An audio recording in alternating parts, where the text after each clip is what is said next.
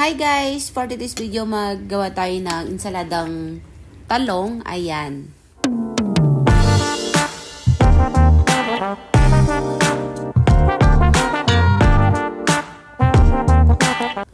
Ayan, meron tayong dalawang talong. Ayan, inihaw ko na siya pero hindi ko na pinakita. Ayan, tanggalin na natin yung balat niya.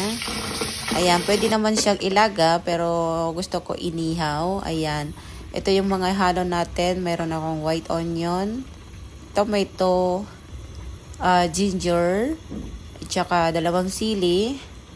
Ayan, ito yung dalawang talong. I-slice muna natin sila ng maliliit para masarap siyang para magandang tignan pala.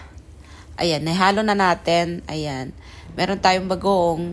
Nag-add ako ng konting water para hindi siya maalat. And then, naglagay ako ng suka.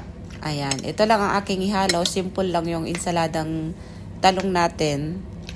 Ayan, kasi alam nyo na kulang tayo sa ihalo yung mga ingredients niya. Pero okay na rin yan kasi masarap naman.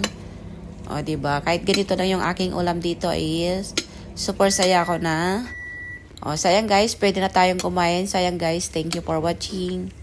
See you on next video. Bye guys! Sa mga hindi pa nakapag-subscribe, please subscribe na rin. Salamat!